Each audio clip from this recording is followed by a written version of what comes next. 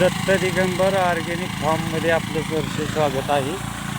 आपलं बघा ही हळद यंदाची, त्या आता सकाळी लेंड्या घातल्यात, 2 ट्रायल्या, ते वरच्या हळदीला आणि खालच्या. आणि हे बघा ही भर लावून घेतली ही सगळी अशी. बघू हे यंदा आता हळदीला दर वाढल्यात, तर हळदी बराबर नाहीत. आता सगळं केलं आहे व्यवस्थित आपण. फक्त यंदा उन्हाळा लय कडक असल्यामुळं असं झाली भानगड की हळद लावली लवकर आम्ही, पण ती उगावलीच नाही लवकर.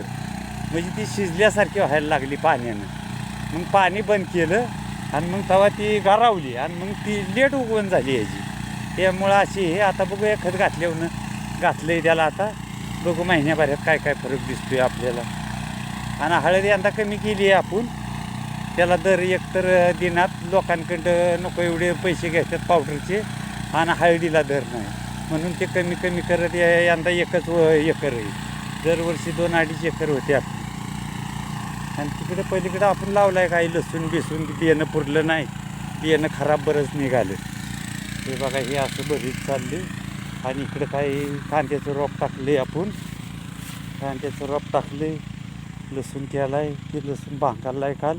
हे इकडचंच जरा गावात छोटं छोटं आहे, त्यामुळं काय ह्या रोपातलं काढलं नाही.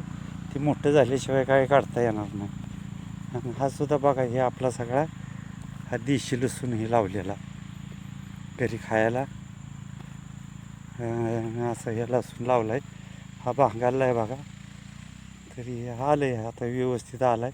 परत दुसऱ्या एका जातीचा लावला आहे, तो काय उगावलं नाही अजून, ते तुम्हाला दाखवतो कसा आहे. तरी बघा लय दिवस व्हिडिओ नव्हता. नमस्कार, धन्यवाद.